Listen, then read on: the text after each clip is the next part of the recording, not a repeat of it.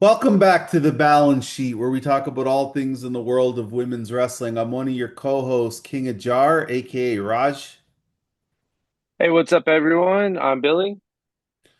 and we want to get right to it. We have a lot to cover this week. A lot of good in-ring action in the world of women's wrestling. So we're going to start right at the top. Last night, Newark, New Jersey, AEW Full Gear had two women's matches on the card, which seemed to have gone on forever.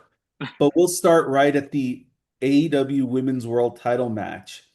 The defending champion, Kris Statlander, defending her AEW World Title against Mercedes Ultimo Monet, aka 13 Belts Monet, aka the CEO, aka not the number one wrestler in the world. Not just everybody says it, but PWI said it, which is Mercedes. So in this match, this was the part three, the trilogy of their feud. As everybody knows, they had two of the most critically acclaimed best women's matches, not only of last year, but of all time. They had part one at Full Gear last year in the same building, and then I believe they had part two at World's End. And, this was a part three.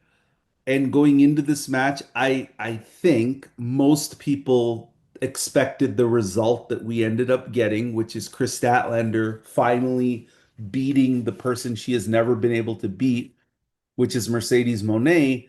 And it feels like they're telling the story with Mercedes that she can't win the big one, which is the AEW Women's World Title, because those are the only two times that she has lost in AEW is going after this specific title. So, Billy, I know this match you are a big fan of, so why don't you walk us through your opinion of what you saw last night? Yeah, no, it's God. I could probably talk about these two wrestling for a whole hour. I really, really enjoyed the match. You and I will talk through a lot of what worked and what didn't work. But if we start with the performers and what they put out there in the ring, really, really, really fantastic match. I'm having a hard time quantifying it against the other two just because it's still fresh. Um, Watched it live, sound on. For reasons we'll get into, I watched it again with the sound off.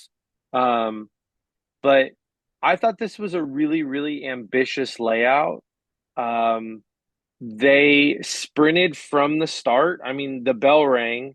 Um, we didn't even get an intro, which shame on you, Tony Khan, for your women's world title match not having, an intro to build the crowd up. Um, but they sprinted out from the start. Mercedes was her vicious best. Um, Really, really, really uh, honing in on Kris's arm after she had noticed her favoring it after a bump to the outside. Interestingly enough, while she was her most vicious and you could say underhanded, what I was surprised is she did not cheat. Um, And she did try to cheat in both of the other two matches, not throughout the match, but she panicked a couple times and tried to use the ropes or whatever. But she didn't try to cheat in this match, uh, which only added to my enjoyment. My favorite type of match is you're the best, I'm the best, who's really the best, and they just kind of collide at that point and just have a pure um, wrestling match in a sense in that way, which really stood out on this card because there was very little of that on this particular card. But no, I love the match. Uh, Finish is what I expected. I thought they had. Uh, I'm not a spots guy, but I felt like the spots they had were all very, very well done and part of the story. Right? We got the 14 amigos, which I'm going to be honest. I was like, how does that not blow her up for the rest of the match? There's a reason people don't do 14 straight suplexes. It's hard. But Ultimo Monet is a cardio machine. and she was good to go. I think they won another 10, 15 minutes after that. Um, we got a Bailey to belly suplex into a bank statement. The crowd was sleeping, which again, that was the number one spot that I was like, okay, this crowd sucks. Um, the 14 amigos got a reaction from the crowd, but we got a Bailey to belly, which Mercedes kicked her feet up in the air like she did in Brooklyn. I mean, she takes that move better than anyone. And then Kris went right into a bank statement maker, and the crowd just it's like that was the first time they've ever seen that move. They didn't grasp any of the callbacks, which was really annoying. Um, got a poison Rana spot for Mercedes. And I thought the finish was really, really cool. They fought for a moneymaker into a lung blower, into a tombstone pile driver. Really, really fun. And Mercedes did not hit any of her big artillery. She didn't hit a lung blower. She didn't hit a moneymaker. Um, there wasn't really a kick out spot for Kris where you thought she was going to lose, which leads me to believe that there's another match here in the not too distant future. But I really liked it.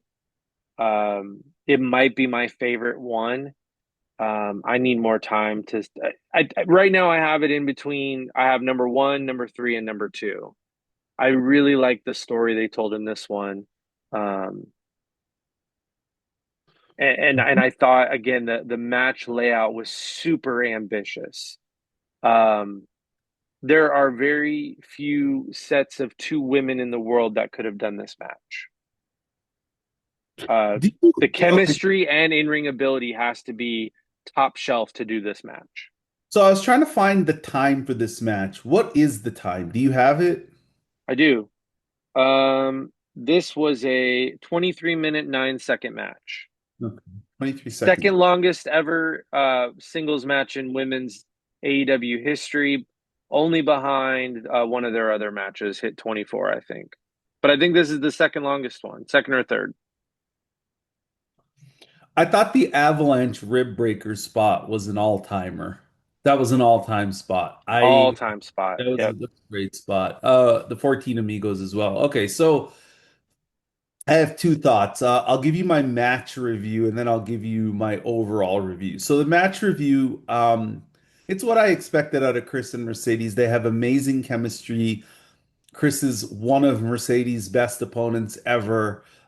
There's going to be an argument when her career is over that she's at the top of the list besides Bailey. I mean, after Bailey, you can really argue multiple people. You can argue Becky, you can argue Charlotte, you can argue Kris, you can argue Asuka, you can argue I guess for the limited time you could even have to you have to put Bianca up there because they didn't have so many repetitions, but when they made it count, they made it count. for sure. I mean, I would say those are the five. I might miss somebody and I apologize for that. So I said Bailey, Kris, Becky, Charlotte, Bianca, Asuka. Did I miss somebody? Bailey, Becky, um, Asuka, Asuka. Charlotte. You know what's crazy about this is we may never get to see it, but Charlotte went from her second best opponent to maybe not even being in the top seven or eight because WWE just stopped letting them wrestle each other. And I think they both grew as performers and we never got to see it. And that's actually my biggest remaining what if. I'd love to see another Bailey match. I'd love to see another Asuka match. I'd love to see a first Rhea match, but like, I still sit here and my biggest regret is we didn't get a grown up Charlotte versus a grown up, Mercedes match. It pisses me off actually. No. So as a match, I thought it was very, very good. I still think of the three matches. I feel like one is the best, and then two and three is a coin flip. I don't know. Maybe I need to watch all three in sequence and figure it out. It's almost like one to me is Empire Strikes Back. and one is, the New Hope, and or two is the New Hope and three is Return of the Jedi, or vice versa. What a compliment on a trilogy, though, right? Yeah, I mean, it's a yeah. great trilogy. Well, it's not a trilogy anymore because they have 97 Star Wars movies, but when it was a Right, trilogy, I always thought that that was the gold standard of right. trilogies. Godfather 3 stunk. Back to the Future 3, I know a lot of people have since liked it, but at the time I wasn't like a big fan of the country western going back again theme. But this is not a movie review podcast, but like as a match, I thought some of the stuff they did in this was fantastic. I thought the rib breaker was amazing. I thought the 14 Amigos was great. I thought that the callbacks to Brooklyn was really, really awesome, like an homage to Bailey. Kris is the new Bailey. That's the match that forever is in lore. I thought the callback to their old matches was great. Like, I think it was either part one or part two. Mercedes was sitting on the ropes just looking like, oh my God, what do I have to do to beat this person? Kris did the reverse of that spot, sat on the ropes, looked at Mercedes like, oh my God, what do I have to do to beat this person? I thought the reversals of the tombstones that they were trying to do was great. How Kris was trying to get out of the moneymaker because she's lost to that move. I thought Mercedes working that arm from the minute the match started as a sprint was some good stuff. Like she was doing the Fujiwara armbar. She was doing a lot of. I mean, that's another callback because that's how Bailey beat her in the Iron Woman match, right? Which was the Fujiwara armbar.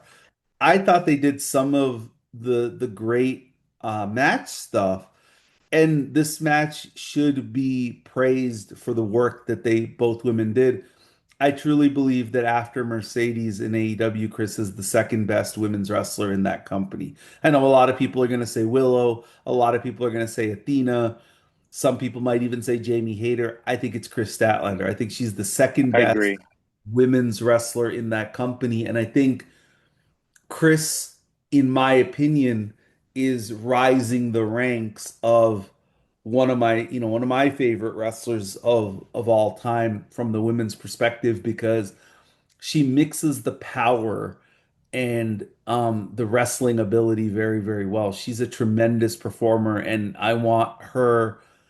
I was I wanted her to win that match last night because I felt like if anybody deserves that match and that win, it's her. And honestly, now I'm gonna go into my other diatribe. So Real quick though, her fluidity, speed, and power is makes her special.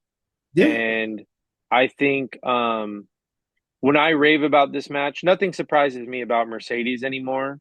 I don't watch a match like this and go, "Oh my," how do she pulls out new tricks that surprise me, but I'm not surprised she's able to do that, right? I'm never like, I can't believe I didn't know that woman is special, and I know that, and that's why I love watching her.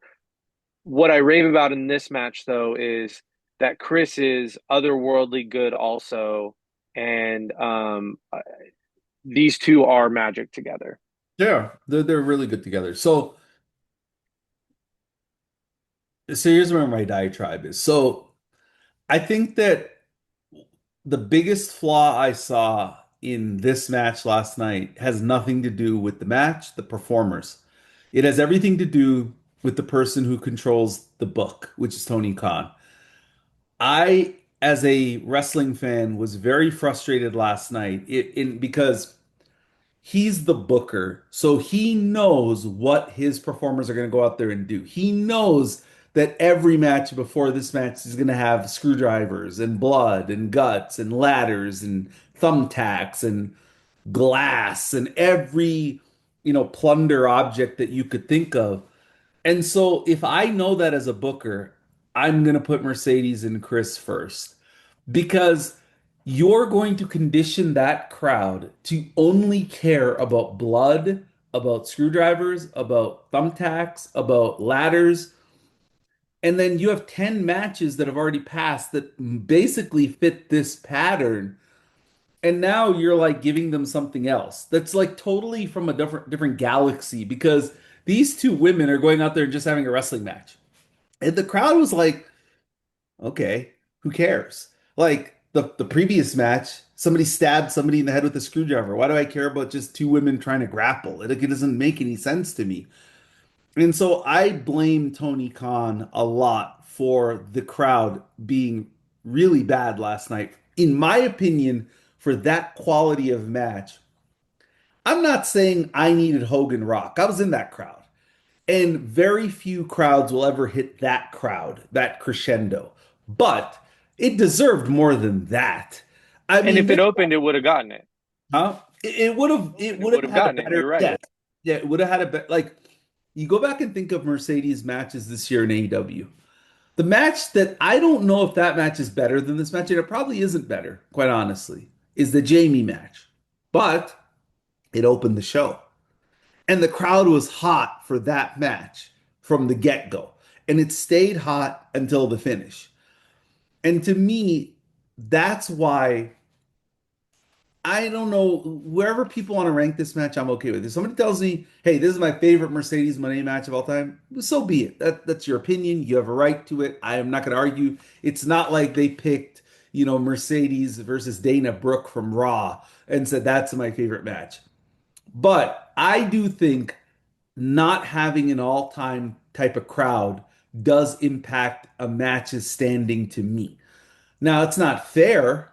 It's not fair because it's not the performer's fault. They went out there Right. and they had a great match. My frustration is with Tony Khan, and he has never made women's wrestling, in my opinion, feel important. Now everybody's gonna say, "Oh, well, hey, WWE women," and you've pointed this out to me many times, and it's a correct point. WWE women get maybe 15 to 16 minutes on their pay-per-view matches, maybe. And that's a hope. That's not for everybody, right? Like Io might get that, or Rhea might get that, but Nikki Bella and Becky got 13 minutes. And Right. there's nobody on earth who thinks that Kris Statlander is as big a star as Becky Lynch or Nikki Bella, right? But they got 23 minutes last night, 10 more minutes, 40% more. My frustration is that Tony Khan has never on these pay-per-views made, other than Mercedes Tony Storm, which I think he did a good job, made the women's world title match feel super important. And his placement of this match, like he's thinking, oh my God, I'm doing them such a favor. They are the co-main event. He's not. The crowd is dead tired from 4.5 hours of blood, of guts, of ladders, of thumbtacks, of glass, of tables, of chairs, of you know, um, people's arm being broken, blah blah blah blah blah. And now you're sending these women out there, and we're talking about an East Coast crowd where it's 11:30 at night that these two people go on stage or go to perform. People want to go home, right? 11:30 is Yeah. not it. So I just thought that he set them up for pure failure last night. And I just think that he needs to do a better job of making sure that he sees his card and says, okay, I have all this plunder stuff coming. Let me put the wrestling match first. Hot crowd, they're going to be hot right away. Let's give them the due and then let them kind of build to this other stuff. Last thing I Yeah. want to say is that I think this match result also is devalued because of the Tony match result. And what I mean by that is that the easy story he could tell is Mercedes beats Tony Storm in Texas. Mercedes keeps the world title a little bit, finally puts it up against Kris. Kris beats her in her hometown, wins the title, and beats Mercedes. And it now starts the downfall of Mercedes and all the other belts. To me, that's the easy story. I don't know why he doesn't do it.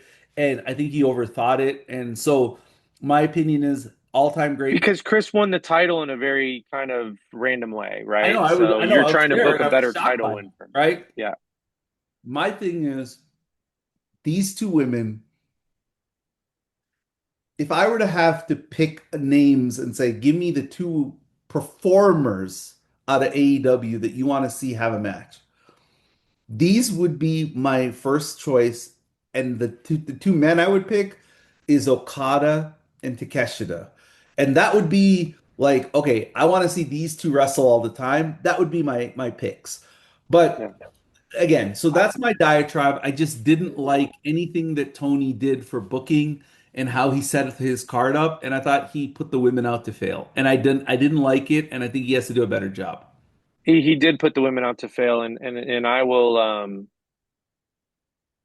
someone when I Mercedes has like all five of the longest women's matches in AEW history, and us Mercedes fans love that she's got this big canvas to paint with, right? You tell me she's going to get a 23-minute pay-per-view match, I bet my house that it's going to be a great match, right? Um, I'm frustrated with this product as a whole. And people think that we're being unfair. It wasn't even just unfair to Mercedes, it was unfair to Samoa Joe and Hangman, I'll be honest. Um, this is where WWE has a better handle on it. I'm not saying, even if you don't want to say the shows are too long, you can't have 15 of the same spots on a show and expect them to continue to have similar impact. I watched the men's main event just to kind of see what's the crowd going to do for this. It's in a cage. I distinctly remember Hangman bludgeoning Samoa Joe with the heel of his boot, which is a brutal spot, and he's hitting him with it over and over and over again. Crickets, crickets. Well, they've seen people get stabbed and bludgeoned all night. So the layout, it's not just about it didn't help a match. It certainly didn't help a match that had no blood in it, but it actually got everyone numb to the blood that came later. This might offend some people. I don't care. I just thought of it and I think it fits. I'm a bourbon guy. I have a collection of whiskey and bourbon. Uh, I have a thing downstairs with bottles that I've been able to collect over the years. Some that I'm waiting for a special occasion to drink. I've gone to bourbon whiskey tasting events. This Mercedes Kris match is like you have a booth with $150 bottle of bourbon. Really, really good stuff that you would pour and sip, and the quality is incredible. And you have it mixed in a sea of booths of Jack Daniels and Fireball Apple and um, you know, all these that college kids just slam on spring break. And there's nothing wrong with either, but they do not mix together.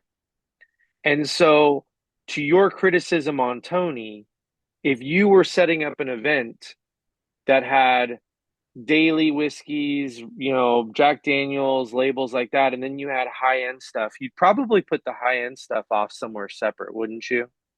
You'd probably try to put it in a spot where that person would sell more of it. Um, I'm sorry, but this is a very high end wrestling match mixed into a sea of kind of uh stuff matches that it's hard to tell one from the other. I'm not disparaging these workers, Briscoe and Kyle Fletcher. They all laid their bodies on the line and stuff out there. But Tony does them a disservice if everybody's doing that thing. It makes it not stand out, right? Hey, who got stabbed with a fork last night? Was it Moxley or was it Briscoe? Like, it's like only one person should get stabbed a night on pay per view, which is a crazy thing to say out loud, but Well, it's too yeah. much. Well, and also go ahead. I'm going to stick to your bourbon analogy. I'm not like as well versed in that area. I know enough to be dangerous. Yeah, But I'm just saying like Briscoe's moment could have been even bigger if like did Moxley and Kyle O'Reilly have to have that match last night? Because again, people are going to think we're just siding for the women. I think it made the Fletcher Briscoe match less Yeah, I by agree. having all of that plunder happen already.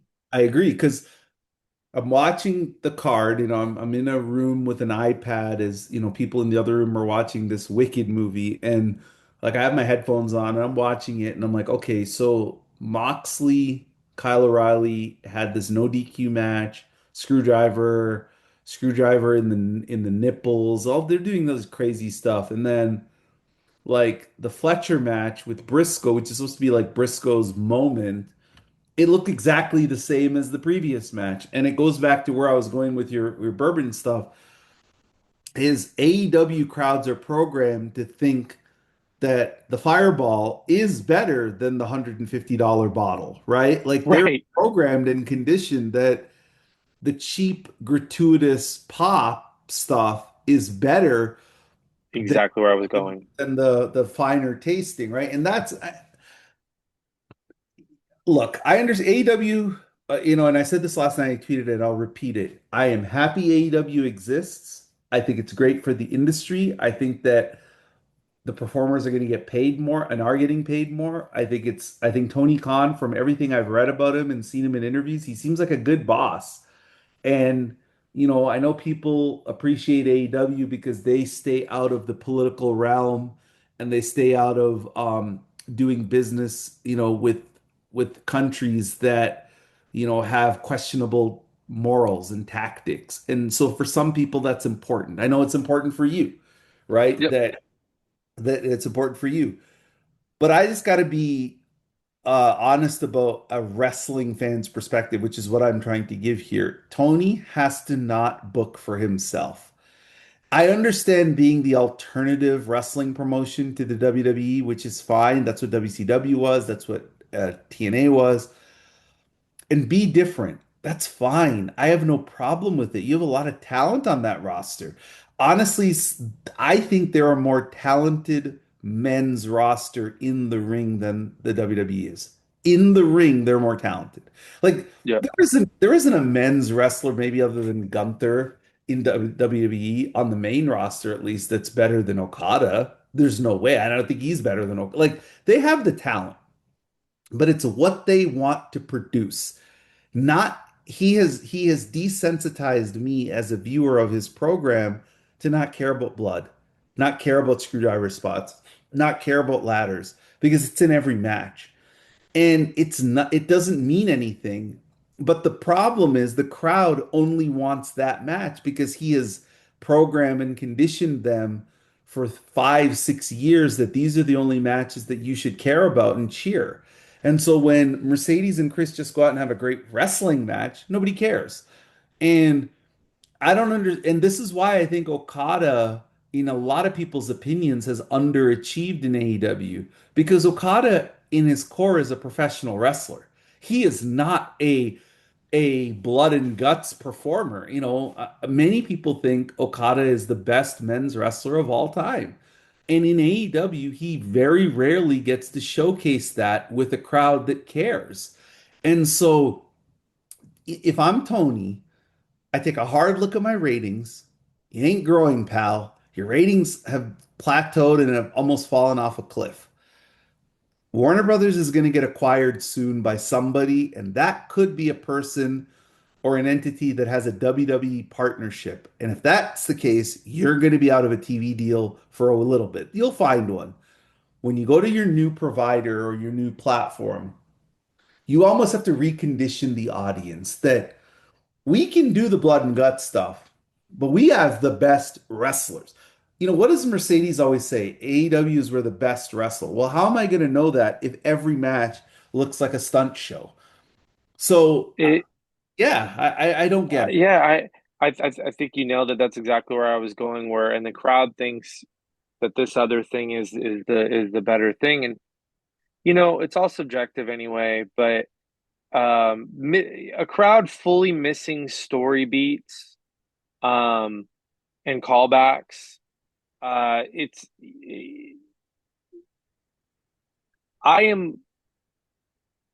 one has ever heard me say I want Mercedes to go back to WWE. I will not say that. It's not fair for me to say. I want her to do what makes her happy. And if she never wants to go back to WWE, that's fine.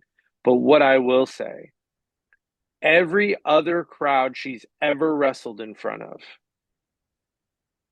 WWE, NJPW, Rev Pro, Bestia Italy, CMLL, um, House of Glory, um, WPW Winnipeg Pro Wrestling. Um, I'm sure I'm missing some, but every other crowd she's ever wrestled in front of would have hit huge heights for that match. Every other brand she's ever wrestled for would have hit huge heights for that match. And if Tony Khan says where the best wrestle is AEW, and that match or the matches Okada does can't get a murmur from his crowd, he does need to take a look at the way he engineers his cards. If they're going to be that long, they need to start earlier, right? Yeah.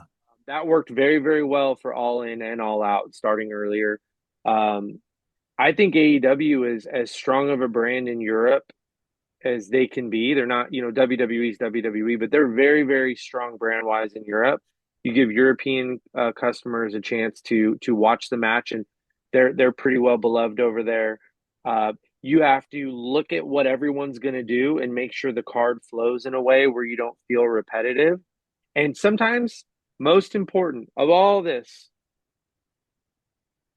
say no to some of your performers sometimes.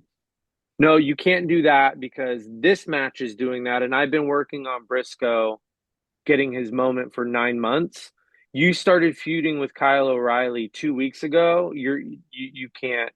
And I get it. They're doing a John Moxley crash out, and he's going to get kicked out of Death Riders. But um, he's got to be able to tell some of his performers no. No, we already have that happening on this card. You can't do that. You got to figure out something else. Well, and also there's a respect that wrestlers have for each other because historically, wrestlers go to each other and say, "Hey, I'm gonna do this in my match. You gonna do this? Oh, you're gonna do it. Okay, I won't do it."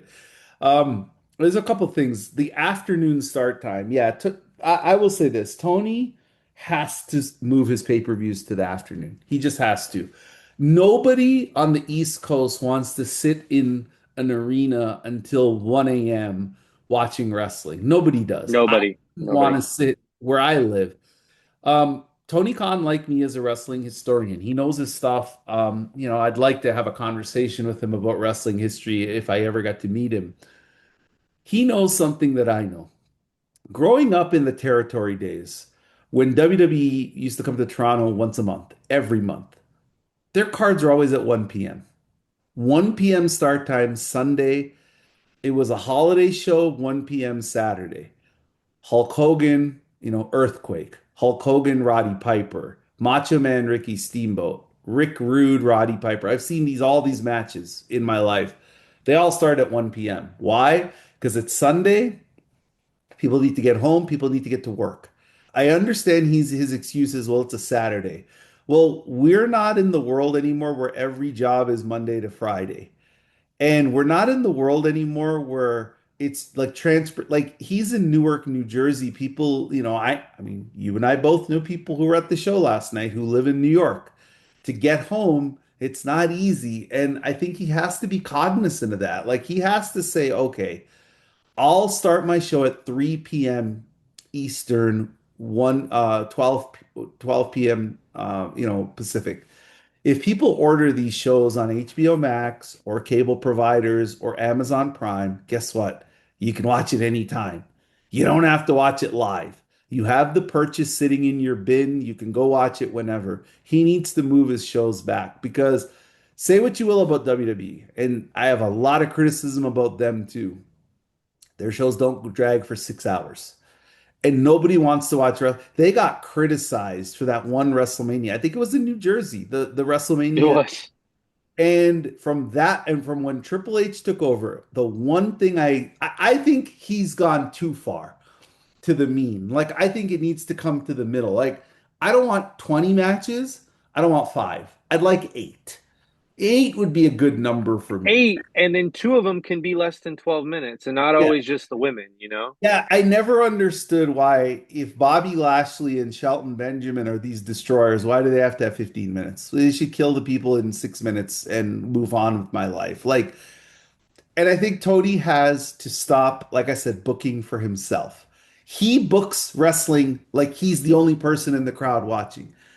And maybe he has enough money where he can have, uh, he should just hire the wrestlers to perform at his house if that's the case.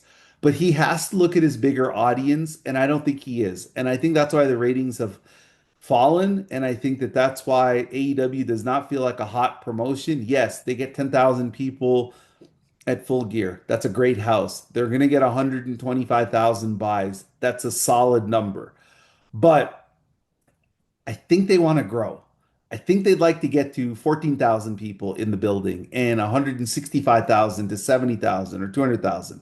And I don't think they're going to do it if they continue to give us the exact same card every single month, which is we're going to give you 10 to 12 blood matches. We're going to give you this one or two wrestling matches to keep that fan base, from talking too much.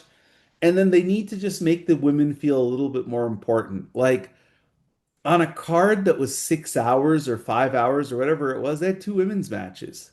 Like, I Yeah. don't know if that's not acceptable to me. Well, and think about it. So I'll take those points you made, and here's a great crossover and what a booker who's thinking long term would have done. Take the women's second women's match, which we'll talk about in a second. We had a kind of a throwaway four-way women's tag match, which four-way tag matches are incredibly hard to do um, outside of like a plunder match with like ladders and stuff, right? If you have the ladder device, they're fun. WWE had a great one earlier this year, but four teams in each corner, eight women. It's eight men or women. It's tougher. Um,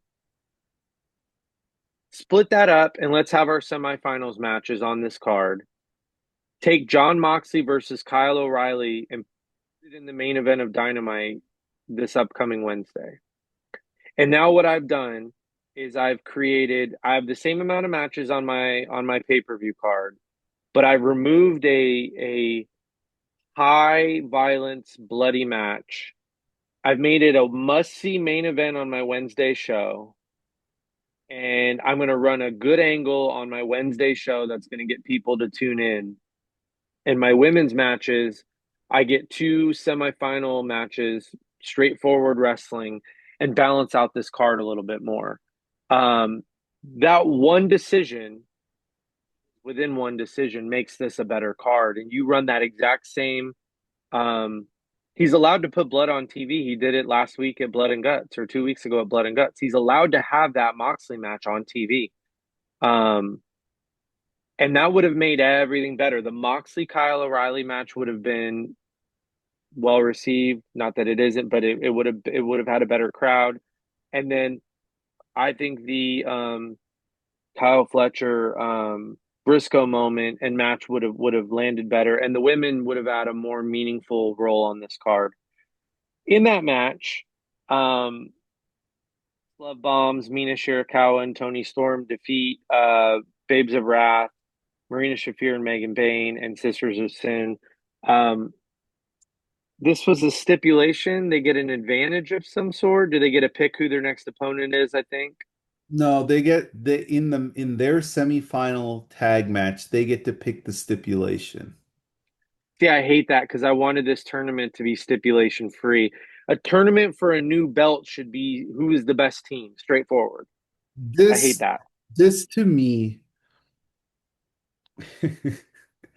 Okay, I'm gonna use a football analogy here, because it applies to my team.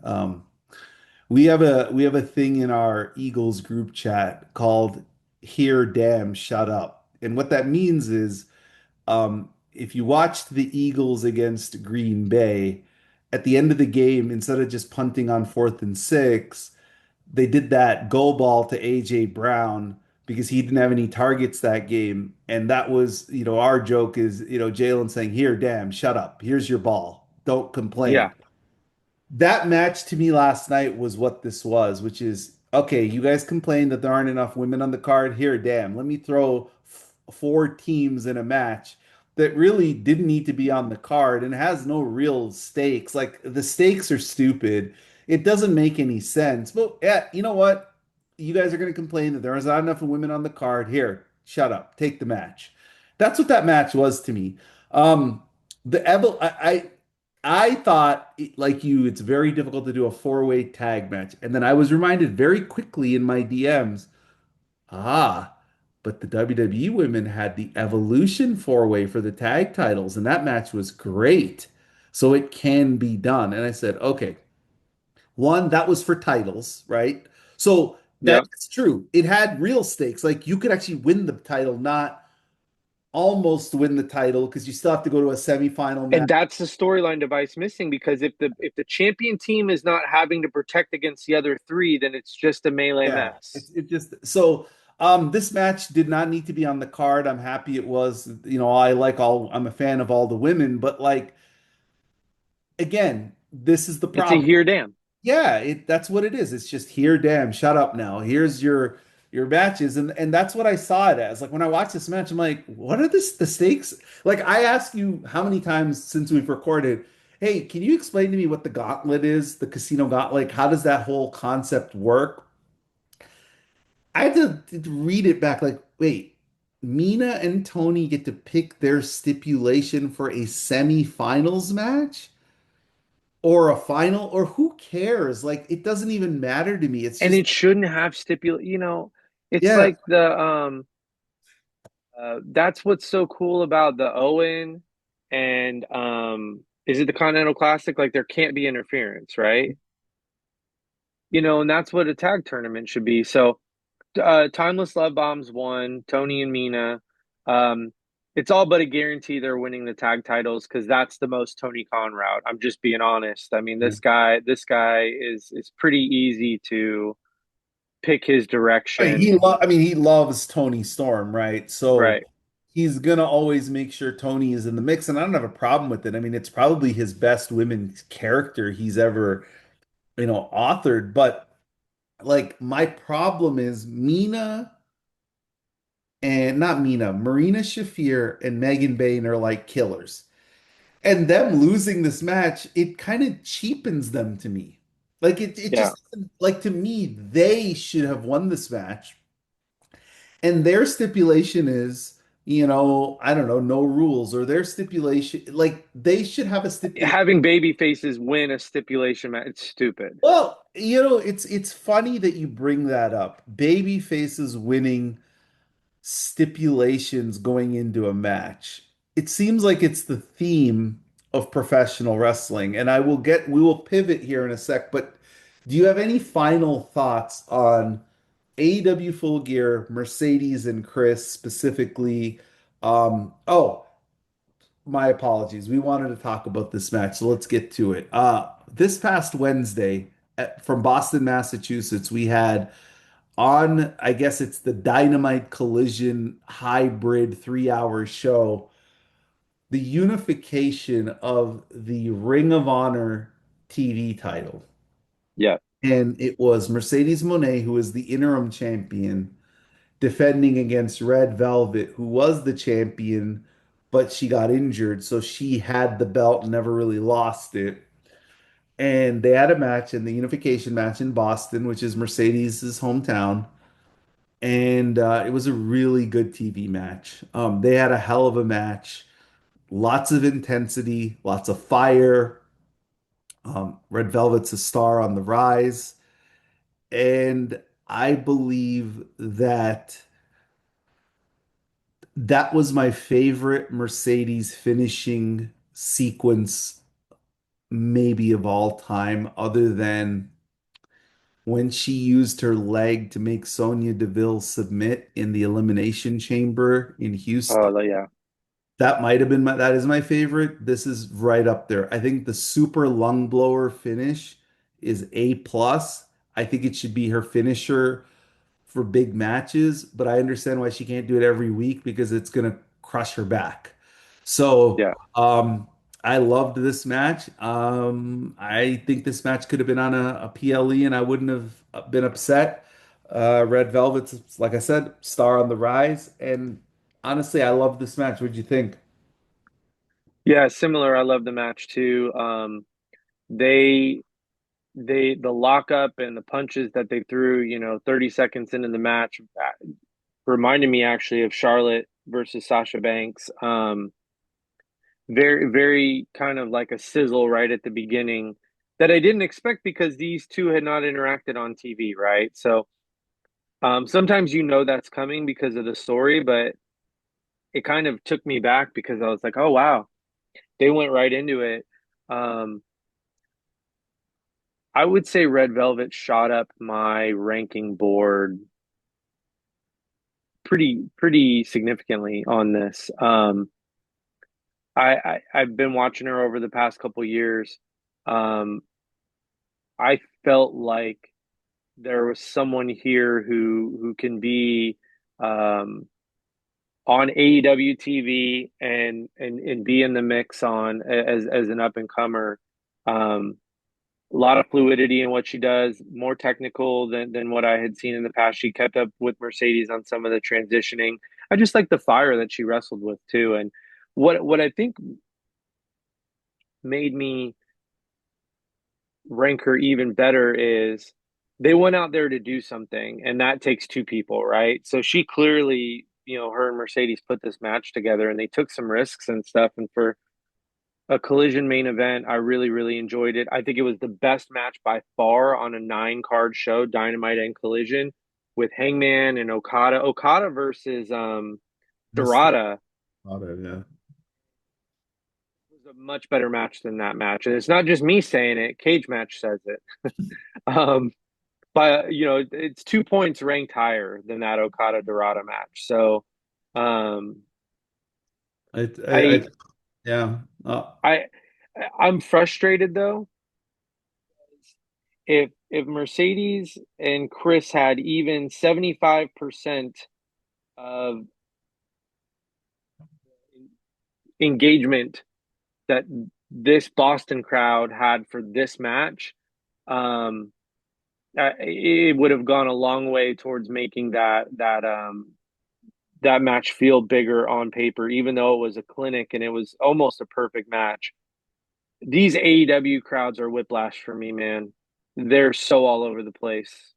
I've told you this multiple times. I think I can make a case that the two most talented professional wrestlers, male or female, one man, women's, is Okada and Mayu. But my biggest frustration with both of them is I don't know what I'm getting match to match. Like with Okada, that match with Dorado, I was very looking forward to it. Like I am a huge Okada fan, I always have been. But it's like I'm not getting the Okada of like 2019, 2017, 2018, 2020. And I understand people get older and okay, it happens. But I see him wrestle Kenny Omega or I see him wrestle um oh my goodness. What was the match he had that I just thought, oh, Will Ospreay. The match with Will Ospreay was phenomenal. And then I'll watch him have that Dorado match and I'm like, he's going through the motions. Like he's not trying. And Mayu is exactly the same way, which is if she loves you as an opponent, you're gonna get her all, like how Io got it. But if you're not, then you're gonna get a little bit of a lull. And when you're so gifted, you maybe could take it for granted, but I don't love that. I think in professional wrestling, if the bell rings and you're willing to go out there, you got to give it your all. Now, it might not always turn out the way you want, but you got to have the effort. But back Yeah, to what you're talking about with the AEW crowds. AEW crowds are exactly the WWE crowds from like 2017, 2018, where nothing makes them move unless it's something ridiculous. The problem is that's the only time they get a pop now. So now Tony Khan has to book 10 blood matches every show because that's the only thing that's going to move his crowd. And I think, like I said, he needs a fresh reset button. Red Velvet has a lot of potential. I could see her doing a lot of big things in the business. And I think Mercedes again, shows why she might be the Swiss Army knife of all of women's wrestling in that, she can go into a match with somebody she's never faced, never locked up with, and just have a killer match. And that says a lot to how good she is in the ring at calling a match and how she can work off a crowd and a feel and know. Like I'm wondering if they pivoted and called the super lung blower as the go home spot because they kind of felt the crowd was at a peak, in the match. So I have nothing but good things to say about that match. I would highly recommend everybody go out there and watch it. I think it was tremendous. Yep. No, I was just gonna say, that super lung blower spot is one of the most viewed AEW videos on Instagram of the whole year already. Um, and millions of views in one day. 2.2 million in 24 hours. I mean, that's AEW doesn't generate juice like that. Um, and so it was so visually appealing. I did see a bunch of people saying it should be your finisher. I want it to be a special finisher with the right opponent, but I don't want to see that on a weekly basis. It wouldn't take much for the regular lung blower to become her finisher, though. They would just need to have her win the next TBS championship match she has with it against someone like her last title defense was Lacey Lane.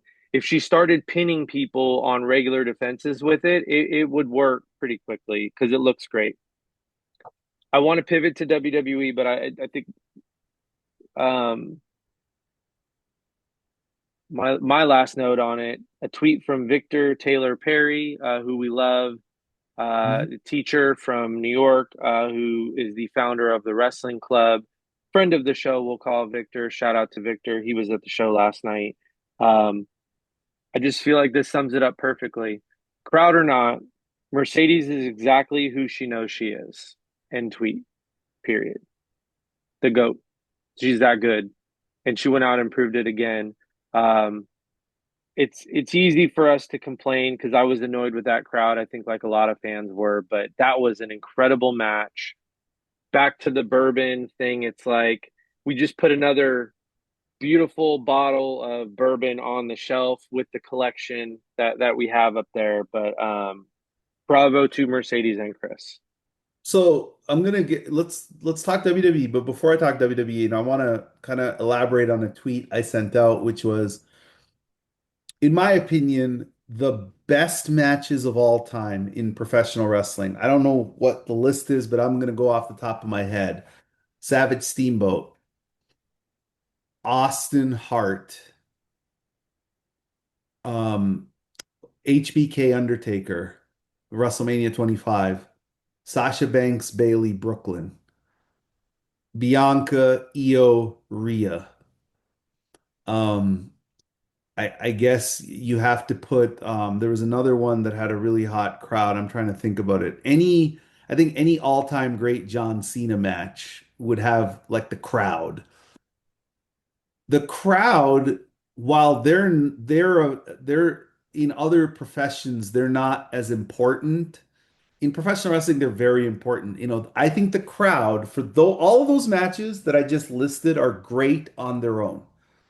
But when you add that hot, hot crowd, it Yep. takes it to such a different level. The same way in professional wrestling, like no other genre, a crowd can carry a match, which a match I attended, Hogan versus Rock. A lot of people think Hogan versus Rock is the best wrestling match ever. Cody Rhodes says it's the best wrestling match ever. This is not just like a nobody's. This is Cody Rhodes. He's like the face of the biggest company on earth. He's saying that's the best wrestling match ever. I was in that crowd. Cody Rhodes was not, to my knowledge, in that crowd. I was, though. And I have watched that match 50 times without the crowd, and it's never held up to me as a professional wrestling match without the crowd. I have watched that match on mute, and I'm like, oh, this sucks. Then I turned the crowd on. I'm like, whew, this is unbelievable. I think if you were to give that match 5 out of 5, like if Cody Rhodes says it's a 5 out of 5 match, I think 3 stars belongs to us in the crowd. We deserve 3 stars. We made that match. Again, What sucks about last night, we'll get to WWE, is that I think Mercedes versus Chris is like 10 times the professional wrestling match that Hogan versus Rock is. I do. Yeah. But it had 50 times less of a crowd. So nobody's gonna remember it in the pantheon of great matches because the crowd wasn't that good. And that's just how wrestling goes. Like you cannot name a great wrestling match without a great crowd, in my opinion. The crowd has to be part of the story. So, with that being said, let's get this to WWE. We had some big news in WWE this week. Major news.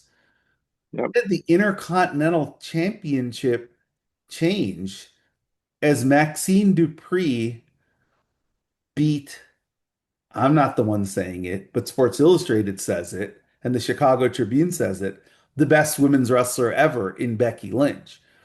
And Maxine Dupree got a win. This was the trilogy of their matches. I guess we've had a little bit of that this week where the person who's never won the first two got to win. Actually, Maxine has won all three. What am I saying? She's never really lost to Becky Lynch because she won by DQ and countout. So she lost thanks to the help of AJ Lee. AJ Lee's music hit came out, distracted Becky. Becky got pinned 1, 2, 3 with a cross body block. And it hit me at that moment. What is Maxine's finisher? You know why I don't know it? Because since 2023, Maxine has won one other singles match. She's won two singles matches in 2 years, and she is the Intercontinental Champion. And I am all for these like one-time pop moments to get somebody over. But I got to be honest, I don't know if I'm a fan of this one specifically because unless they're going to do something with Maxine long term where she's a permanent fixture, then I don't think this was the right decision. Because if they're not going to do that, then what are they doing this for? If they're doing it for the cheap pop, then I don't think that's a good enough reason. However, I want to give Maxine a lot of credit. She's worked very, very hard. She's improved greatly in the ring. I think Becky has given her a lot, and I'm sure. Again, people wanted to hear about my conspiracy theory, and my conspiracy theory is simple. I truly believe that there is a subtle competition going back and forth between inner companies where I do think, Becky reads the tea leaves saying, hey, okay, Mercedes is winning all these belts. I'm going to lose my belt. And then I can say, hey, I'm putting people over. And the reason I believe that this is planned is as soon as she lost, 12 WWE type botted accounts tweeted about how much Becky puts over new talent. It was like Yeah. coordinated. But Yeah. not I, to go like on the path here. My point about this is I have no problem with Maxine winning the title if they're going to do something long term with Maxine as a permanent mid-card fixture. If they're not, then I'm not a big fan of this. But what did you think? Maxine is the new Intercontinental Champion. What's your thoughts? yeah. So I saw that same activity that you did. And, you know, let's just say that the effectiveness of this is currently unwritten, but I think I know WWE well enough to know where this is going. I think you know WWE well enough to know where this is going. Putting someone over is not just them winning a match. Putting someone over is elevating them in a way that they become a fixture on TV and connects with the crowd in a way where they're continuing to be part of the show. Whether you believe it or not, Mercedes put Harley Cameron over when they wrestled in Australia because Harley's still on TV all of the time. She's considered um, it elevated in her a way that sold Athena on ROH and it wasn't ironic. Like a joke match for Athena. Athena actually uh, had a backstage segment where she said she needed Billy's help to make sure that she didn't lose this match against Harley. So Harley was elevated to this role of she's seen as a real performer, and I hope the same is done for Maxine as a threat in the ring. Um, Is she going to get pay-per-view matches as the Intercontinental Champion? Is she going to get Raw matches as the Intercontinental Champion? Is she going to get to defend her title and actually get TV time? When she loses the title, will she still be part of the mix? Will she still get to wrestle? Will she still um, be seen as a threat to the Intercontinental title or as a tag team or, on SmackDown against the SD title? If they threw her into a match with Jade, would she get squashed or would she actually get to wrestle? These are all things we don't know yet, but you can't say she got put over just on a title win. What happens? Does she remain a fixture? So I think you nailed it. It did seem a little coordinated to me. Whatever. Good for Becky that Maxine.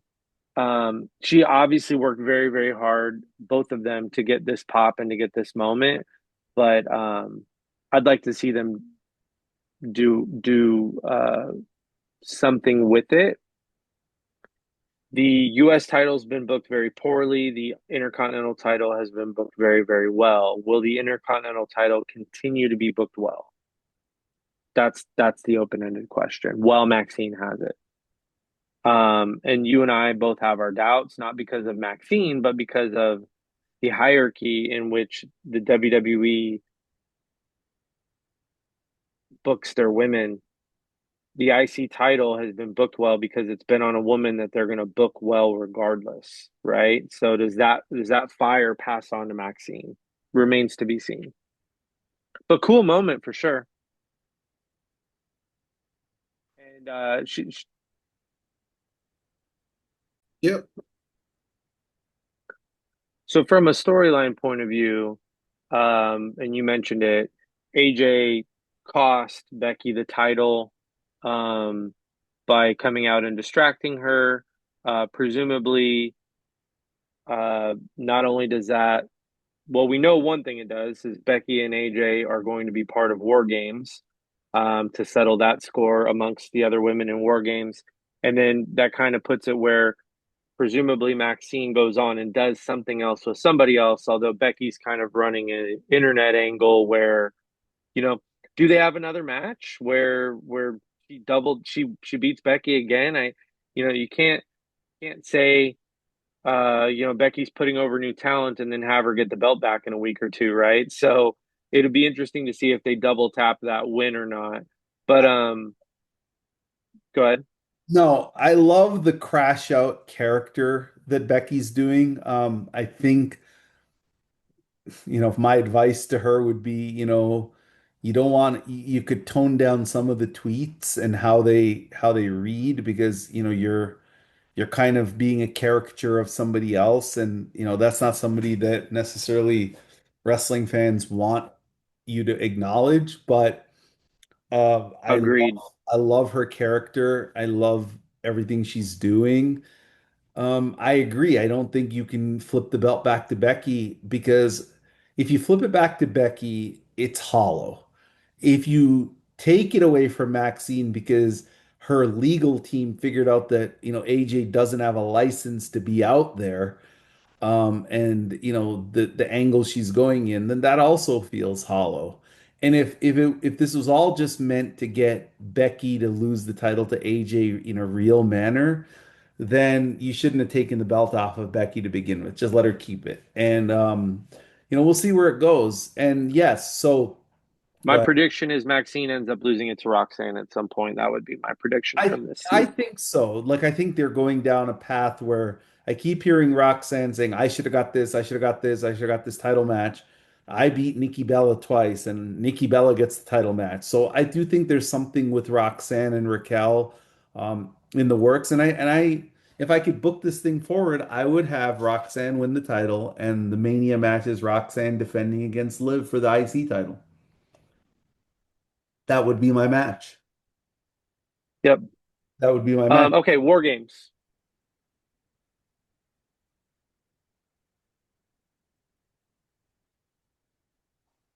Feel like they muted the heart of why this match was happening. And it doesn't mean it's too late to get back to it, but just to set the stage for everybody, this really started Io, Asuka, Kyrie. Really, really compelling. Kyrie in the middle, Stockholm syndrome aligned with Asuka, but really great facial expressions. Not no hate in her heart for Io either. You know what I mean? Just kind of doing what she has to do to live. We get Charlotte, Alexa added to the good guy team, and we get Lash and Nia added to the bad guy team. And the story has turned into Rhea and Charlotte watching their beef. And it's a very subtle change, but like the whole Kyrie in the middle thing kind of seems like it went by the wayside, um and now we got AJ and Becky. So tons of star power in the match. Though someone did state we get about 80% of the same women in war games every single year. Would you agree with that? Well, I know Io is going to be a part of it for sure. You know, I she's it's think someone said though 8 of these 10 women have, or 7 of the 10 women have been in every war games or something like that, or most of the war games. Obviously AJ and Lash are new. I don't know if that's true though, because Nia hasn't been in all of them, right? And Alexa hasn't been in all of them. So maybe it's just someone complaining. But um Can you hear me? Oh, okay. You cut out for a bit. Okay, go ahead. Sorry. no, just saying, liked the way war games came together, but then they've pivoted over the last week in a way that I hope they get back to. I hope they get back to that central story before we actually have the match. Yeah, so yeah, I mean, Asuka, Kyrie have been kind of the menaces of the women's division. You know, they have a beef with Charlotte and Alexa. They have a beef with Io and Rhea. They have, you know, kind of cost people titles, beat people for titles, cheated people, jumped people, done all these things that, you know, they should be the central focus of the heel team for War Games. And Asuka is the captain of this team, right? Like, Yeah. remember Becky, you know, on Friday night, Becky went to Asuka and shook her hand and said, "Yeah, I'm joining your team." It wasn't Asuka going to Becky, right? Like Becky might be in the middle of the poster with AJ, but this is Asuka's team versus Rhea's team. That's how this is coming. That's how it came across to me until the events of Charlotte kind of and Rhea being a story spun off.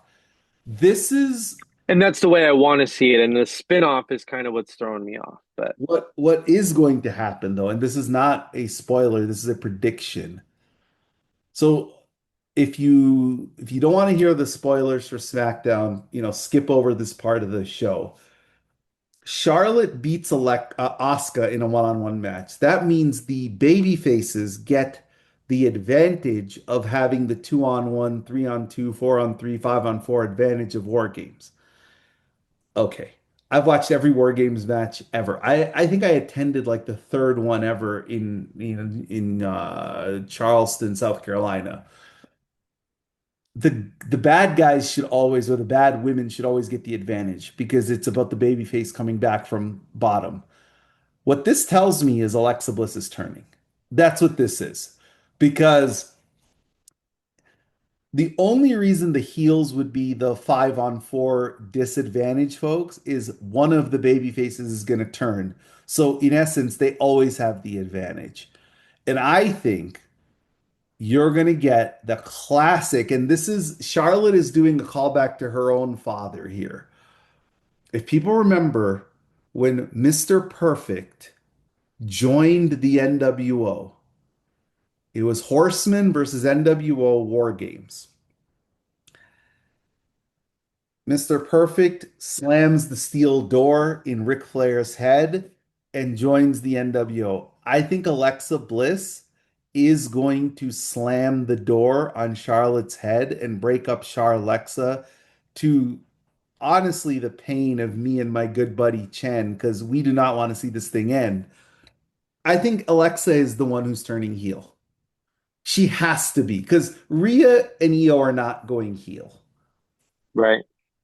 Charlotte, AJ's not going heel. AJ is not going heel. Charlotte Flair, in theory, on paper of the five women, should go heel because she's the one who I feel like is the worst babyface of the five and a much better heel. But the current iteration of the Charlotte character, I think she has to stay on this path of being like the babyface that people are getting behind. And I think Alexa Bliss can get that out of her. And I think Alexa is much better as a heel than she is a babyface. And I think you've Yeah. already started to hear it in her promos. She's going back to Little Miss Bliss. Yeah, no, I think it's a good call. And um, I've been team Charlotte can be over with this crowd longer than just about anybody. They took the long route. They took the long route. They reminded us that we don't like a version of her before they're like, but you should like this version of her. She said in a backstage promo with Alexa, you know, I don't trust anyone. You know, it's hard for me to trust people. And Alexa's like, I know it's going to be okay. And it's a perfect setup for Charlotte to, or for Alexa to break her heart. It's also the only reason to take the belt off them right now, right? Mhm. I think they're trying to pull the trigger on Alexa going heel and Charlotte being the baby face of the feud while the momentum is at a peak to try to guarantee that some of the goodwill that Charlotte has built up stays hot. Does that make sense? Mhm. I think they Charlotte getting babyface cheers has been tenuous. Um, but I think they're trying to strike while the iron's hot and have the crowd's heart break at the right moment. They'd rather be early than late, you know what I mean? Because if you do it too late, people will want the turn because they're sick of Charlexa. I think you want to do it while people want more. That helps them. Mhm. Oh man, Alexa betrayed. Alexa didn't betray Charlotte, betrayed us. You know, we loved this, and so I actually think it's the right time to do it. I would have liked, And I think yeah. it could be one of the better non-title feuds we get. Men get this all the time. I have to believe that if Charlotte and Alexa have a falling out, um, they're going to get a lot of TV time. SmackDown can certainly use it, and I think it'll be a great feud. And then Charlotte wins, and they've been at the mouth to do Charlotte Jade Mhm. uh, for a long time. Yeah, I think that Alexa will do some of, Alexa is really good at being this character. The mean girl Alexa Bliss is something that people have wanted from her for a long time, and myself included. I'm just not ready for this thing to break up yet. I thought it would be closer to Mania, but I understand why they're doing it. And I put it this way, with SmackDown going to 3 hours soon, I understand why they need more feuds like this. They need more TV time. They need more people to fill spots. So, um, one quick match we should recap, or one quick storyline plot we should recap before we go to our top five, which is this Saturday, a four-match Survivor Series card.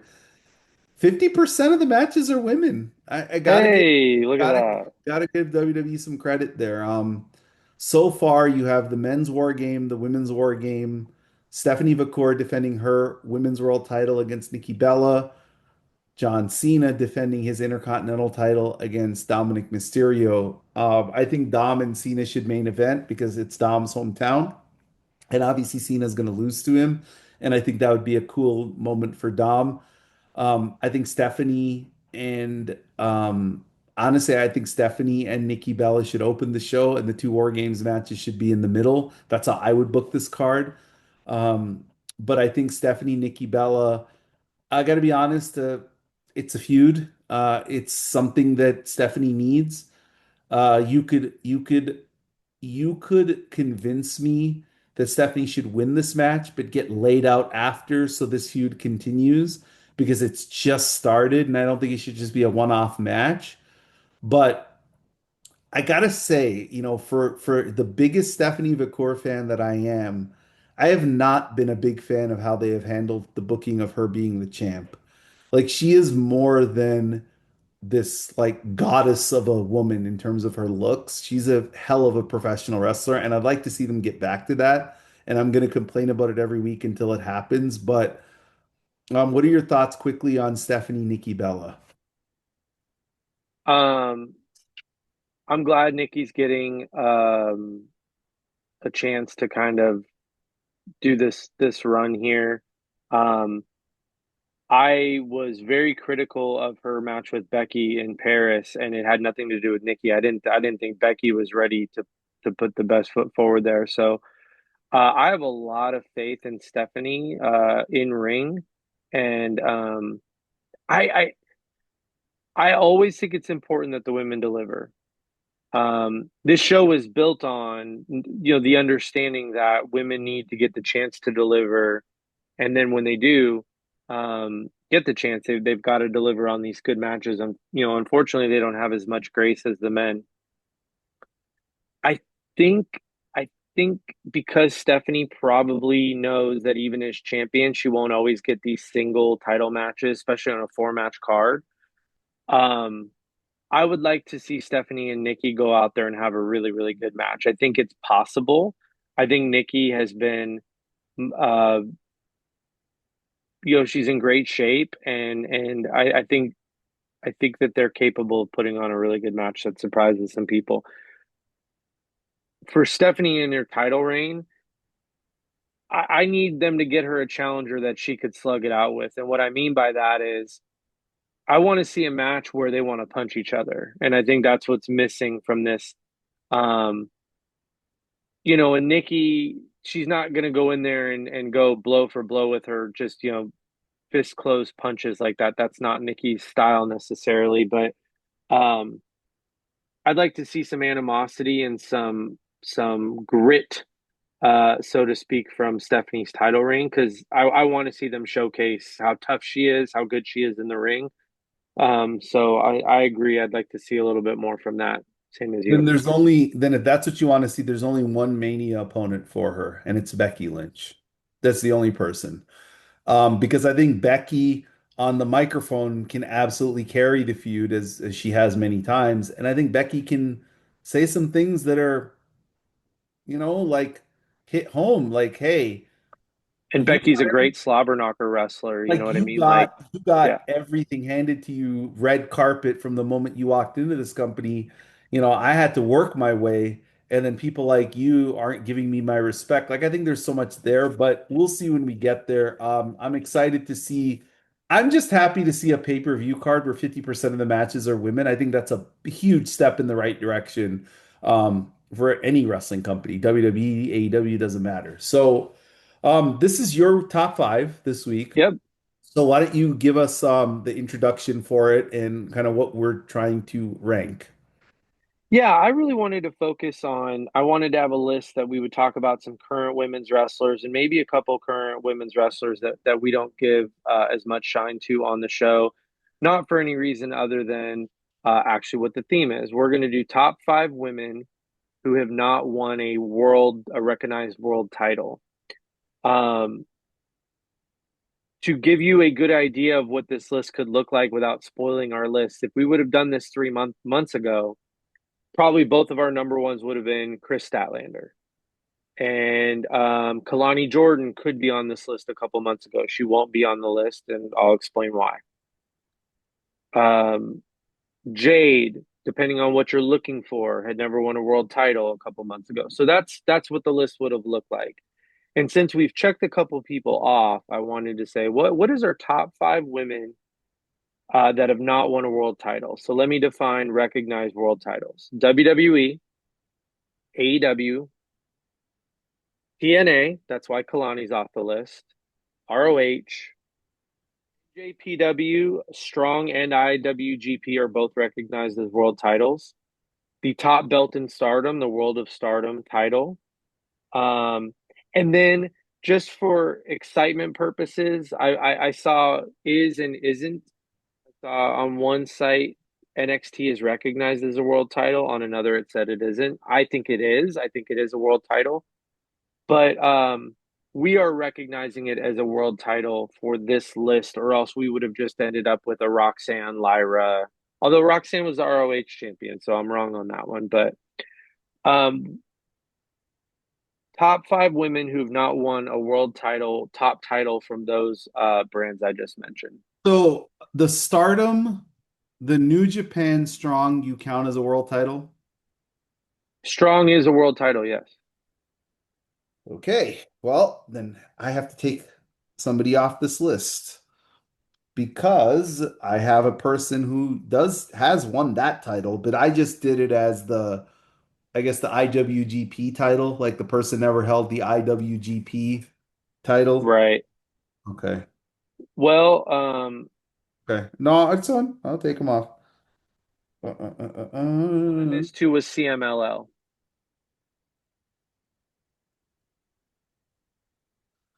So I wonder if this person has held has who has held, I'm trying to think, CML World Women's World Champion. I was trying to make sure. Okay, well, you know what? I'll put this person down as my replacement because the other person was definitely a strong title holder. If it's up in the air, I think it's fine to have your list because the whole point of this list is to talk about women we don't always talk about. And Okay. you know what? We're going to leave off some people are going to be like, why didn't you say this person? And everyone's going to have their favorites. I went by my list of for the TV I watch, who are my kind of like next up, you know? So, do you want me to start? Yeah. I have one honorable mention. It was really, really hard to keep her off this list. Um, but I think that she would need a year or so of stronger booking for it to feel like she's ready to win the world title. I think she should have already been a world champion, but wasn't booked that great over in CMLL on her run over there recently. But I have my one honorable mention is Hazuki. I think she's one of the most talented women in the ring in the world. One of my favorite Joshi wrestlers in the world. There is a story over in Japan. You know, she hasn't won the big match. Um, I think that they would need to book her a running start to do it. She's not quite positioned where she could just be booked and win it out of nowhere. And most of the women on my list are not that far away from the crowd going, oh, yeah, that makes sense that she won the world title. So I have her as my honorable mention. Number five, many will tell you that she should have already been a world champion. Um, she's still, to me, the right person to take a current world title. That's why I have her at number five. That is Billy Starks. Most people think she should have already, been the one to defeat Athena for the ROH Women's World Title. Um, they could still come back around to that match. I think Billy is one of the best young wrestlers in the world. I think she gets wrestling better than most people. She's a savant in the ring, so to speak, and so it's only a matter of time until Billy Starks is a world champion. Okay. Before I give you my number five, my honorable mentions, I actually had five people. Billy Starks is actually one of them. Cool. Maya World is another. Emerson Jane is another. Ooh, that's a good one. And I have two more. Red Velvet is one, and Lola Vice is the other. Great. It's great. So those are my five honorable mentions of women who I think should have already been world champions or will be world champions very near. My number five is Momo Watanabe. Momo also like Hazuki has never won the big one. She's always been very close. Stardom, NJPW, AEW. She's always been close, but she's never won. But she's consistently one of the most best in-ring performers of this era. And she brings a real viciousness to her matches. I've seen one of her best matches live in person against Mercedes in Washington. Phenomenal stuff. I thought that was the match that really relaunched the Mercedes Moné brand. I think from that match on, she's been on complete fire. So Momo is my number five. And I guess the way we do our theme, I'll go to number four. Yep. My number four is actually Hazuki. Hazuki was not an honorable mention for me. She was somebody who made my list because I believe that, when you have a match like you had with Mercedes, which I think, again, Manami Toyota aside, I don't know if there's a better professional wrestling singles women's match than Mercedes Moné versus Suzuki. Now, some people, when I made the comment last week, what about Mayu Io? Yeah, okay, that's fine. Mayu Io, I'm okay with that. Saya, there's a bunch of them, but Hazuki and Mercedes is exactly the type of wrestling match why I love professional wrestling. So Hazuki is my number four. Nice. That's it's hard to leave her off the list. For me, so I'd totally agree with that. My number four is a woman who came very, very close recently to winning a world title and has a chance next month to win a world title. My number four is Persephone. I think Persephone has kind of launched into orbit this year as far as the national scene. She's even got WWE people tweeting about her. Stay away. Um, but no, that's a lot of her fans were like, "Hey, hands off." But she main evented the highest attended all women's card in North America in quite some years against Mercedes Moné. Um, I absolutely think she should be the one to beat Mercedes for the title. I don't think she's going to beat Athena at Final Battle next month, but it wouldn't be the craziest thing that they ever did. It would be actually a pretty fresh um, decision. I just don't know that Tony has enough contractual obligation from Persephone. She is on an official two-way, correct? Mhm. I just don't know what that entails, and if he feels comfortable ending a 1,000 day plus reign against someone on a two-way instead of someone who's like locked up entirely. So I have Persephone at number four. Number three, you and I are on the same wavelength. I had Momo Watanabe. Um, I think Momo has a presence about her that you could drop her into AEW, ROH. Um, Obviously, people are dying for her to win the big one in Japan, dying for her to win the big one. She's really paid her dues. Um, and it's some would say long, long overdue for her to win. And I just think that she's got a really, really world title type presence. So I had her at number three on my list. So number three is a person who's already been on your list, which is Persephone. I had Azumi as number three. So I had to quickly pivot my list because Azumi did win the NJPW Strong World title. So I had to take Yep. her off the list, but she was my number three. So on the fly here, I put Persephone and moved everybody up one spot. Persephone, first off, she's born and raised in the city I live in, which is El Paso. She also is a UTEP grad in kinesiology. I know this about her. So shout out to her representing the minors. But Persephone is somebody that I think, could be like I don't know where she'll land in the terms of Latina stars with women's wrestling because I don't know if anybody's going to pass Stephanie Vacour at this point. But Lola Vice is there, Persephone is there. She has a lot of it factor, and yeah, I mean, I would be shocked if she doesn't go to WWE. I know people are going to want to hear this, but if they want her.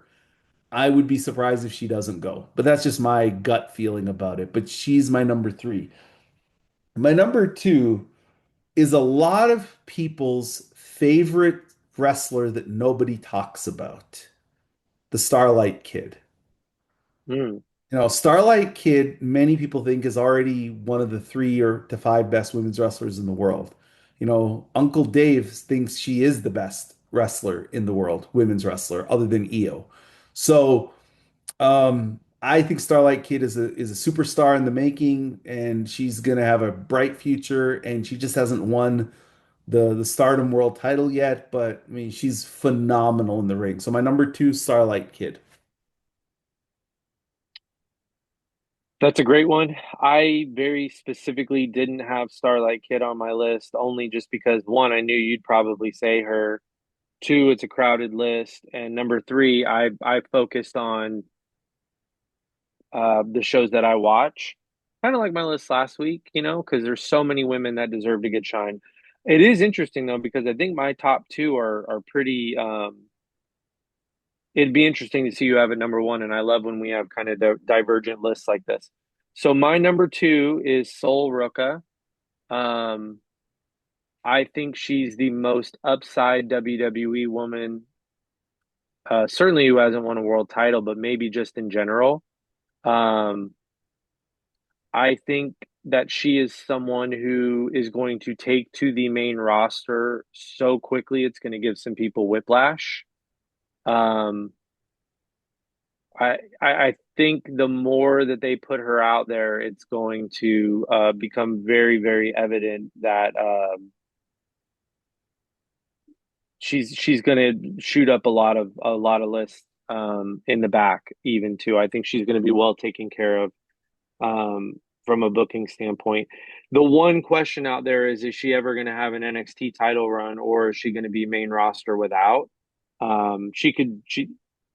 They're going to put her in the Rumble in a month and a half, and she's going to be one of the best competitors out there. So I have her as my number two.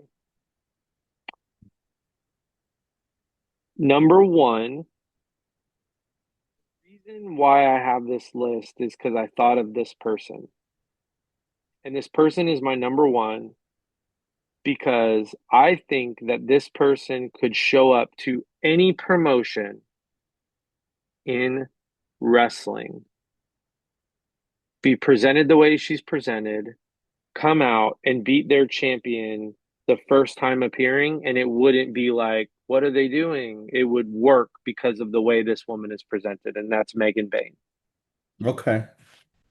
I think Megan Bayne could be signed to WWE and on the Raw after WrestleMania come out, goddess, destroy their champ. And it wouldn't be like, what are they doing? It would be like that. Oh wow, if you know her, you'd be like, that totally makes sense. And if you don't know her, you'd be like, who the hell is that? That's crazy. Not saying that that's how she wins the title. I think she'll win it in AEW, but um, I think Megan has a presence about her that screams world champion. She could be the world champion of any promotion in the world, and it makes sense. So I had Megan. So before I give you my number one, both of your number two and number one picks are excellent choices. And it's interesting, right? Because I was writing my list down, and the reason I didn't include either of them, even in my honorable mentions or my top five, is because I have this as a foregone conclusion that they will both win world titles. So I kind of went down the path of, okay, these are some of my favorite wrestlers who have been either close or I have this weird feeling that they might never get there, so I want to kind of spotlight them. Probably Starlight Kid is wrong to have in that list because she's so young and she probably will win it, obviously. But like with Megan Bayne, I do think she's going to be the champ. Like I don't know She when, might but be Chris. yeah, like she could win the title. And I totally think Sol Roca is winning the NXT world title, and I think she's winning the women's world title. Like she has every box checked for she could be the female Jeff Hardy. And if you can be the female Jeff Hardy, make no mistake about it. Jeff Hardy's one of the biggest draws of the last 25 years nobody talks about as a big draw. He's a Yeah. big deal. And I think she has that exact charisma. So I didn't put her on the list because I just feel like she's going to win it and it's not a surprise to anybody. Like I don't think it's a shock. But I agree with your logic that they are currently the like two of the women who should have world titles who don't. So I agree with that. My number one, again, a lot of people talk about the best professional wrestler in the world. This woman has a legitimate case that she is the best women's wrestler in the world, and that's Saray. Saray has never won any of the world titles. She's won the she won the strong She hasn't or won. the IWGP. So she's won the IWGP, and I didn't count IWGP or Strong, but I counted red belt, the Got start it. of red belt, right? So she didn't win the red belt, which to me is the one I associate with, Japan. So if you count the IWGP, then, she would be off my list. But I looked at Give her that. her shine. She deserves it. It doesn't matter. These lists are for fun So anyway. Saray, I feel like is somebody who WWE badly botched as a performer. Like, just badly botched her. It's one of Shawn Michaels' real screw ups as a booker. Um, had her in a Sailor Moon type of character that he was planning, and she said, "No, I'm out." And she's kind of done the Mercedes Moné model. She's like shows up to promotions. Like she went to Marigold and then she went to Stardom the next week or vice versa. So a lot of people think Saray is the best women's wrestler in the world who doesn't get talked about. And that's the person I had on my list. And I think all 10 of the women's I know we had some inner cross people on our list, but I feel like it kind of speaks to the volume of talent that women's wrestling has because there's so many. Um, has what's her name won the world title? Oh, I was thinking about the last person Mercedes beat what's her name for the title. Um, Mina, no, no, no, no, for CML, who'd she beat? Zeuxis. Is that who she Oh, you beat? mean? Oh, that's who she beat for the title. La Catalina. Yeah, has she won a world title? She hasn't. She was probably my other honorable mention. Similar to Hazuki, I don't know that she's. They kind of have her in this babyface role where a couple of the matches I've seen, she's lost, and then she did beat Persephone, so she's one that's definitely in there. Oh, Um, she is somebody I would have put on my list, but the reason I didn't is I had this feeling that she won the CMLL title and lost it at some point. But now that you tell me she's never won it, she would have definitely made my list. But across the board, really, really good choices for us. You can't go wrong. I think the thing about Megan Bain, and I want to highlight her a couple of minutes and then we wrap up here, is that if I have always made the case that if I was in a laboratory and I could create a professional wrestler from scratch, women's wrestler, it would be Bianca Belair. I think Bianca Belair is that person, right? I don't know if Megan is too far behind her. Like, I right, feel like Megan Bain is like if Bianca Belair is the 1972 Dolphins, then Megan Bain is the 2007 Patriots. She almost, right. but just didn't get there. But I still, I feel like Megan Bain has that look about her that when I saw her, I was like, oh my God, who is that? And that's the same look I had when I saw Bianca Belair for the first time. Like, oh my God, who is that? And I think Megan Bain is extraordinary. Like she has everything. She checks every box. And I hope to see her win the world title very soon. And Sol Roca is the same. Like Sol Roca has so much charisma, it oozes out of her ears. So yeah, great. This is a fun one. This will be a fun one to revisit because, um, again, if we did this top five in August, Kris Statlander would have been my number one. I probably would have had Kalani Jordan at number two.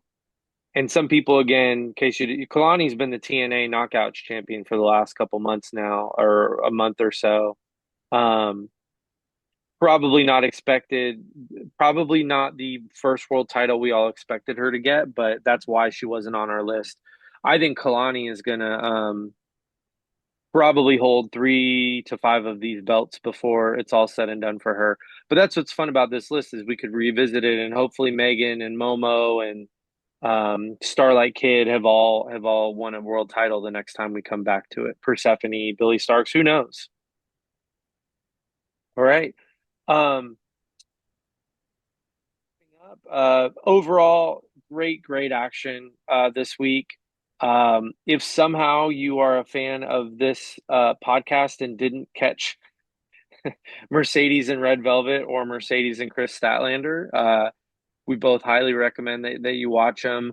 Um, really excited for War Games for the women. Stephanie, Nikki Bella. That's next Saturday, correct? Yep, So it we will is. have the recap for you guys next Saturday from Survivor Series. Um, will be interesting to see uh, where AEW goes next. Do we get a rematch with Mercedes and Kris? Does she move on to where she could conceivably lose the TBS title? Does she maybe get a week off? I could see a week or two, little vacation for her. She put in a hell of a November. So my last thoughts are happy Thanksgiving, everyone. Appreciate you listening to the show. Happy Thanksgiving to everybody, even folks who I guess internationally maybe don't celebrate the holiday, but give thanks to the people in your life and to the opportunities you have. You never know when it's all taken away. Life is short. And then the other thing I want to say is Thanksgiving is an interesting holiday because it does promote one of my things I don't like, which is gluttony. So for everybody out there, don't eat that much. Your body has limits. There's a lot of good football on Thursday, and I know your team, they're the historic team that always plays on Thursday, and I think they play the Packers this Thursday. Is that We correct? do. We owe them Yeah. a receipt for sure. That's a good game. And then my team plays on Black Friday against my cousin Bobby's team, which is the Bears. So there's this we'll end on this. There's an alliance that formed on Twitter. I don't know if you saw it. I know you if you did, you hate it, called the Bear Eagle Club. So it was Bears fans joining Eagles fans saying, "Hey, could you guys beat Detroit for us and beat Green Bay for us and beat Minnesota for us? Because it would help us get first place." And so like they would praise all of our team, and now the alliance is over, right? Like we're done because now we have to play them. I, So I, I would just like to end on this. The next time we record, the Bears will no longer be in first place, and that makes me happy. So, yeah, I mean, well, the Bears, yeah, the next time we record, that's true. Because you guys play the Giants today and then you play the Packers. The Bears play, I think, Pittsburgh today with Mason. Oh, I think Rodgers is playing. And then they play, Rodgers is playing. oh, he plays in Soldier Field. That's his home. Yeah, if the Bears win today, I still, obviously I'm confident in my Lions. I think the Packers probably um, beat the Vikings. So if the Packers and Lions both win today, then the Bears would need to go 2-0 to stay in first place, and I don't think they're going to do that. So that's my prediction. Yeah, as an Eagles fan, I have given up trying to predict, which team shows up on Sunday. But the one thing that people tell me is, well, we win, right? Like, I don't know what team shows up for the Eagles, but I know more likely than not they win the game. That's all I can say about it. Like, I don't know if it's going to Right. look good. I don't know if it's going to be pretty, ugly, a comeback, but they win, and winning is a skill. And today's a big game. It's a Cowboys, it's a rivalry game. I have a lot of people in my life who are Cowboys fans, a lot more than I have Eagles fans in my life, sadly. So we'll see how this game goes. And Yeah. the Cowboys have been on a little bit of a heater, beating the Raiders. Yay! But yeah, we'll see how it goes. So yeah, happy Thanksgiving to everybody. So we will be back next week to review War Games because War Games is Saturday night, and we will also have the Thanksgiving AEW show that's in your home city of Nashville. So we will also get a chance to review that. And if you find, $10 tickets, you should go. Yeah, the night before Thanksgiving's not an easy It's time for tough. me to get out, but Tony Khan, announce your card. City, make it worth my while to want to go to the match. But I actually feel like Mercedes has taken the week off after that match. But if something gets announced, we'll see. If something gets announced for the women, it'd be worth my while to go. It doesn't just have to be Mercedes. But if you leave it till Wednesday morning, it's probably not happening. So Tony Khan, announce your card, please. All right. Appreciate everyone listening. All right. Thank you. Have a good day. Bye. Bye.